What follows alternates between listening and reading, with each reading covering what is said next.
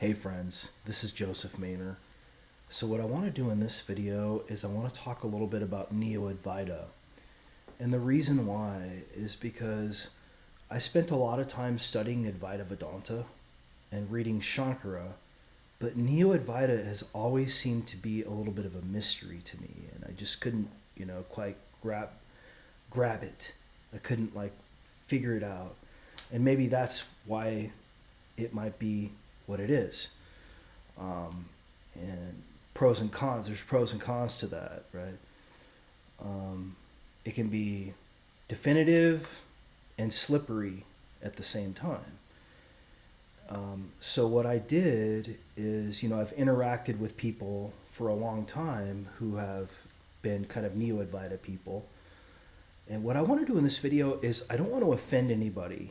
I look at it like your spirituality is what it is, right? To overly criticize your own spirituality is never going to go over well. However, it's useful sometimes to listen to another perspective.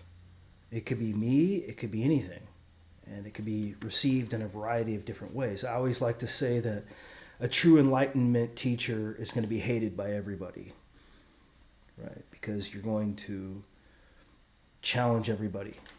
It's like philosophy, but taken to a higher level. But that's the teacher's role. That's what you're creating. That's what you're dedicating your persona to, is doing that in part, and then also living your life in part. So don't expect to be free from criticism if you're teaching, right? That just comes with the territory.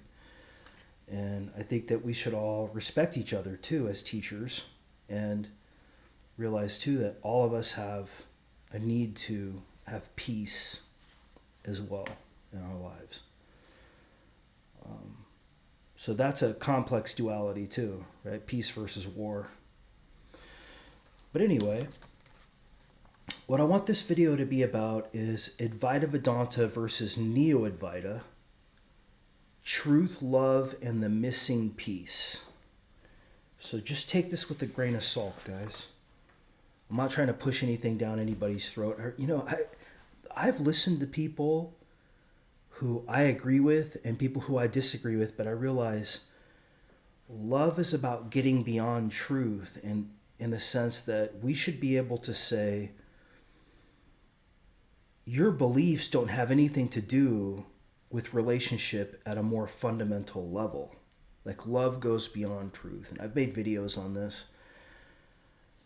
But then I've also made videos that beauty goes beyond love too, just from my own perspective. So realize that I'm like an artwork, right? You're going to react to me in a variety of different ways depending on your own perspective. And I accept that. I've tolerated that. I've lived that since 2017 when I started talking about spiritual enlightenment. I've had, all kinds of reactions to me. And it sucks on some level because your ego wants to be liked. Your ego wants to be at peace, but realize that when you enter the realm of teaching, you have to realize the beauty of war as well, because that's what's going to happen. You're putting yourself out there. You're telling other people. You're questioning other people. It's not even about telling other people that they're wrong. The fact that you're questioning other people, you're like a Socrates, basically. And we all know what happened to Socrates. But it can't just be about Socrates. It also has to be, we question because we want to understand better. And that should serve love. See, the reason why Socrates was killed is because he didn't have enough love. It wasn't expressed enough, or in a way that the people who killed him understood. So sometimes your love is not like your truth is dwarfing your love. And that's why people react to you. But people are going to react to you anyway. Right? Let me look at Jesus. Jesus was crucified, right, for preaching love. Right? Crucified for preaching love. Can you imagine that? Because he unsettled people. And somebody's going to come after you and they're going to do whatever they're going to do. Right? But that's to be expected. Right? If you want harmony, I would suggest don't put yourself out there at all. Right? I mean, but then that's no way to live your life either. Like, you almost have to get to the point where like you realize criticism is a virtue. Like other people who have criticized you, those were the most loving people toward you, actually. Even though it made you feel like shit. Because it caused you to shed a skin or something. You know, it caused you to learn a lesson or something like that. So there is something to be said for loving thy enemy, right? Your enemy isn't necessarily a friend, but then what's the point of having friends that just agree with you? Then you have this echo chamber of people who are kissing your ass or something like that. But nobody wants to do that forever, so it's not going to be sustainable. So,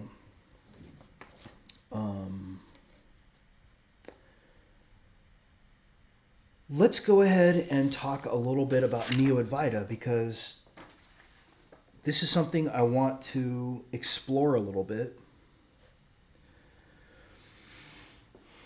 Now, I don't really feel like there are any problems with Neo-Advaita on a certain level.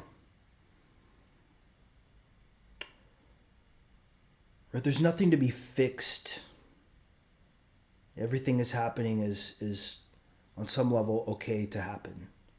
Your spirituality is okay to be here. So on some level, you have to be willing to allow truth to be truth. And to get to love, you almost want to get beyond truth somewhat so that you can relate better and more widely. And then with aesthetics, even more widely. So what I don't want to do in this video is I don't want to offend anybody if I can help it. But what I want to do is I just want to suggest certain things that I think might be useful. So one of the things I'm noticing with Neo-Advaita is this heavy focus on negation. Like there is no self, there is no doer, there is no right and wrong, there is no time, there is no. And so the problem with this is that this is very negative. Negation is negative. This is negative energy. Like if you're focused on law of attraction, you should be focused on positive energy. Like there is, not there is no. You should be focused on I can instead of it's not possible. Okay, now, should not. Neo-Advaita people are also going to challenge this should thing. And rightly so. I mean, look, criticize anything, all right? But the problem is this sort of selective negation, heavy use of negation, it collapses into nihilism and defensiveness, where there's almost like a feeling absolutism, where thought is dismissed as ego. Feeling is elevated as the sole authority.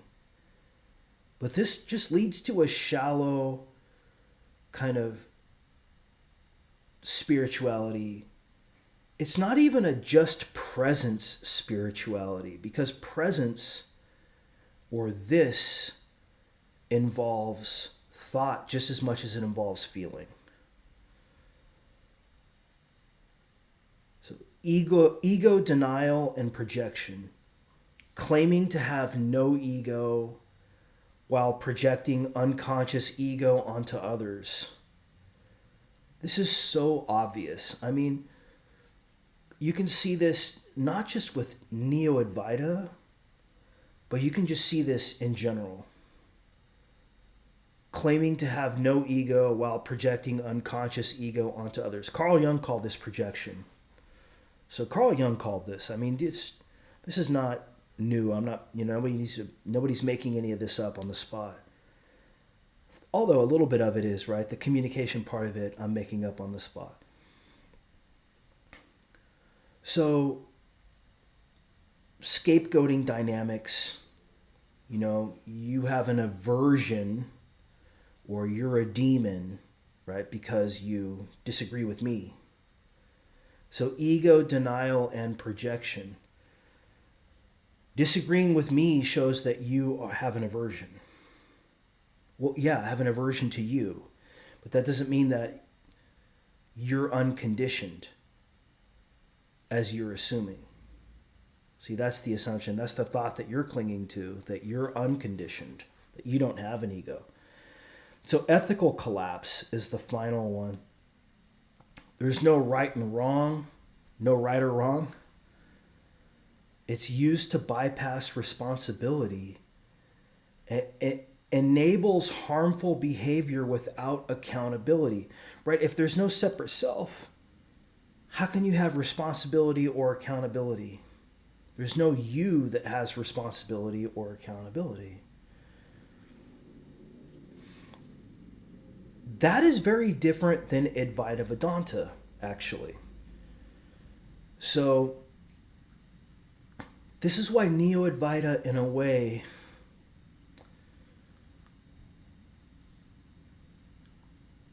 it's not as advanced as Advaita Vedanta, I have to say. It's kind of like Advaita Vedanta relegated to stage green. And I'll show this actually. This is probably a good point to jump into this. So I was talking to ChatGPT about this, and this is what ChatGPT said about Neo-Advaita with regard to spiral stage. So I'll just read this. I mean, I'm trying to, present an objective perspective if I can. And then we'll pick up with Advaita Vedanta, the spirituality, after this.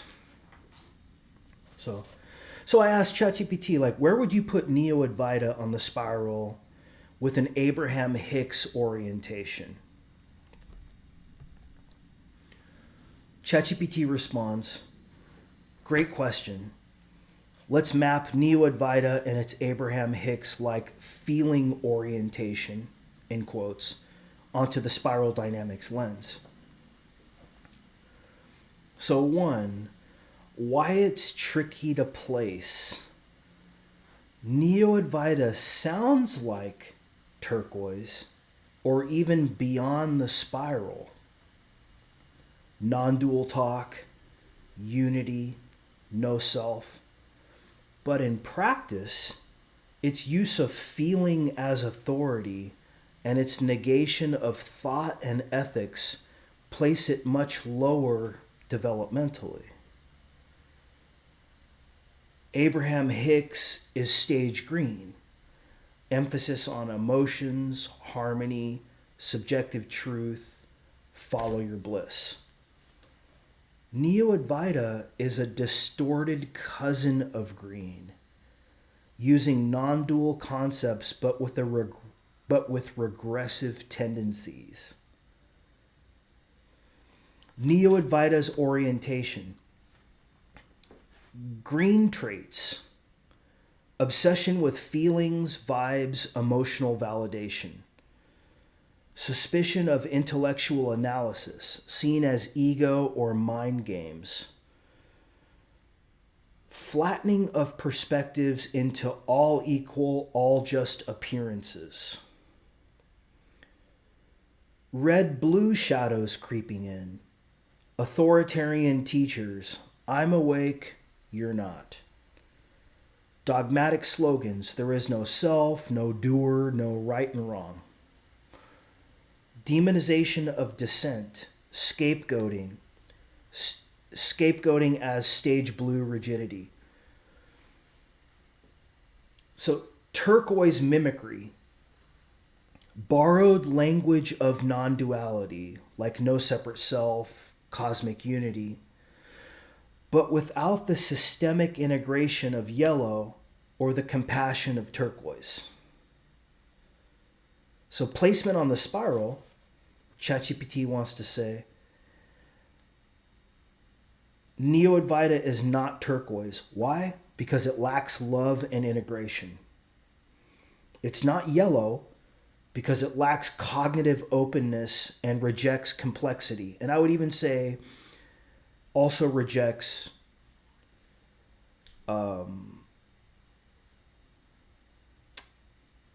paradox. I was trying to think of a good word for that. It's not healthy green either because green values empathy and egalitarianism. Neo-Advaita often lacks warmth. This is key. Lack of love, right? Lack of love. Lacks warmth. Like instead of saying, I'm just adding this commentary on here because this is, I've dealt with these people actually, and you know what? I don't have a problem with this spirituality. I'm just saying that like this was my reaction toward it. And I'm trying to leave it like compassionate too. I'm not trying to call anybody out or make anybody seem bad. But I just noticed that there's you ever notice that there's a difference between saying best regards and warm regards? Right? Best regards is like a little bit dismissive. Like, you know, I'm kind of giving you a handshake, but it's at a distance. Whereas warm regards is more loving. And so it's not really Neo-Advaita is not really healthy green because green values empathy and egalitarianism. And Neo-Advaita often lacks warmth because it's so attached to truth. That's my commentary on that, right at the end there. It's so attached to truth. So ChatGPT's conclusion is that the closest fit for Neo-Advaita is a green-blue hybrid. So green's feeling absolutism plus blue's dogmatism. So in Abraham Hicks terms, right? Abraham Hicks is healthy-ish stage green. Feeling good to align with source with a capital S. Neo-Advaita is unhealthy green. Feeling is ultimate truth. Plus blue rigidity, there is no self. Full stop. So the takeaway is that Neo-Advaita is green pretending to be turquoise, but leaning heavily on blue dogmatism to maintain control. It's a stage-confused construct. High-sounding words masking mid-level defenses. Now this is ChatGPT. All this is ChatGPT, actually, right here, except for what I identified as my own commentary. So what I want to do, friends, I want to come back. We'll do the last 10 minutes, and we'll talk about how Advaita Vedanta is different than Neo-Advaita and how to fix the feeling focus of Neo-Advaita. So just give me 1 second. Okay, friends, welcome back. So you can see now why Neo-Advaita in certain ways is kind of like a religion, right? So don't expect it to not have a little bit of that religious focus to it in light of the previous analysis. So it's going to be basically tier 1. It's going to be very sort of linear, religious, and it's going to have some blind spots to it, right? Obviously. And that's not to, I'm not saying anybody actually is Neo-Advaita. I think a lot of this is persona. I mean, people are a lot more, some of this is just what people collapse on in their relation, right? This isn't what they're made of at all. You know, it's just how their ego shows up in the world and tries to make a mark or tries to create in the world. Then we can see, we can identify certain patterns. So what does Advaita Vedanta offer instead? Integration of thought and inquiry. So in Advaita Vedanta, discernment is central. Thought is not demonized, but used to clarify reality. Because Advaita Vedanta is basically the masculine truth stage. I identify it with stage choral. You don't have to. I mean, you can do whatever you want. I'm just saying that, like, to me, it's the masculine truth stage. So discernment, thought, which is masculine, is central. Feeling is feminine. So you have to have some kind of respect for the intellect at a masculine stage. So in Advaita Vedanta, discernment is central. Thought is not demonized, but used to clarify reality. So you might see something like, not just thought as negation, but thought as trying to understand something, like intellect mastery. It's not put in the shadow necessarily in Advaita Vedanta. Advaita Vedanta is actually very philosophical.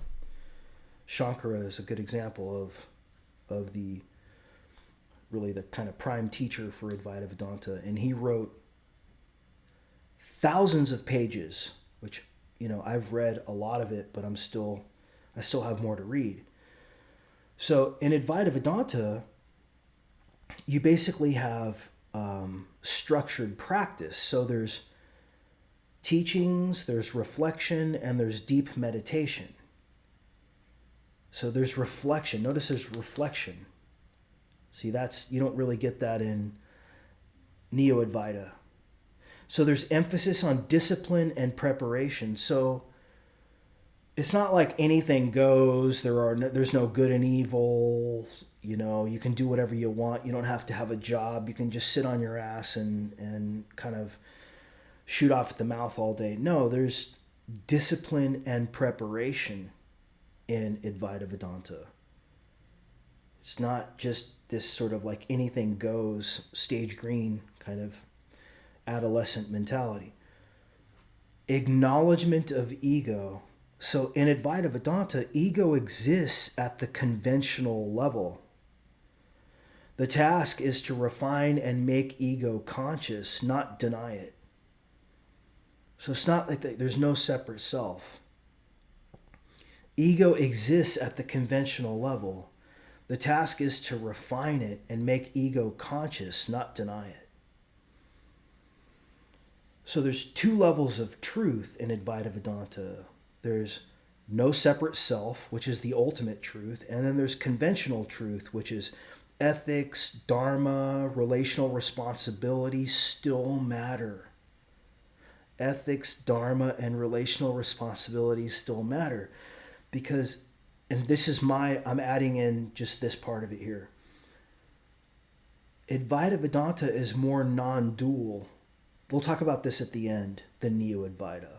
So I'll explain this. It's not entirely non-dual, but it's definitely more non-dual than Neo-Advaita. Neo-Advaita is not non-dual. It's dual. I mean, you talk about no separate self. Well, that's in contrast to self. Well, that's a duality. So non-duality would definitely be against that, right? Just right off the bat. So back on board. Balanced view of feeling. In Advaita Vedanta, feeling and devotion are welcomed, but balanced with thought and discipline. There's no privileging of one mode of experience over another. So let's move into non-duality now a little bit. I'm not saying that Advaita Vedanta, which I put at stage coral, is exhausts non-duality. I mean, there's a lot of non-duality also beyond Advaita Vedanta. And I think there's a little bit of duality in Advaita Vedanta too, which makes it a teaching. And Zen, which is the next masculine stage for me, an octave above coral, which is kind of Advaita Vedanta proper, like Shankara. I think it fixes some of the dualities of Advaita Vedanta. But the fix toward authentic non-duality from an Advaita Vedanta perspective, commenting on Neo-Advaita. Integration, not subtraction. Thought, feeling, body, and awareness are all valid. None should be discarded or idolized. So Neo-Advaita likes to say, there is no, there is no, there is no, there is no. Integration, not subtraction. Thought, feeling, body, and awareness are all valid. None should be discarded or idolized. Discernment and reflection. Thought clarifies. Feeling humanizes thought. So there's this back and forth. Thought clarifies. Feeling humanizes thought. Awareness holds both without clinging. So awareness holds both discernment and reflection, or thought and feeling, without clinging. Love is a ground. Highlight this one, guys. Non-duality without love is brittle. Love ensures compassion, humility, and care. I've made videos on the why the truth stages oftentimes miss love or block love. So you guys can watch my last few videos on that. Ethical integrity. Freedom does not erase responsibility in Advaita Vedanta, or a move toward a more authentic non-duality. Freedom does not erase responsibility. So compassion flows naturally when non-duality is genuine. Because you have consciousness of ego, you have consciousness of higher truth, and then you're able to move into higher love from there. And that's just my commentary on that. Healthy community markers. Disagreement is welcomed as inquiry, not scapegoated as aversion. Disagreement is welcomed as inquiry, not scapegoated as aversion. The ego is admitted, it's not denied. And warmth, humor, and humility is present. Healthy community markers. So the balanced formula, in conclusion, is that Neo-Advaita is about feeling absolutism, ego denial, and ethical collapse.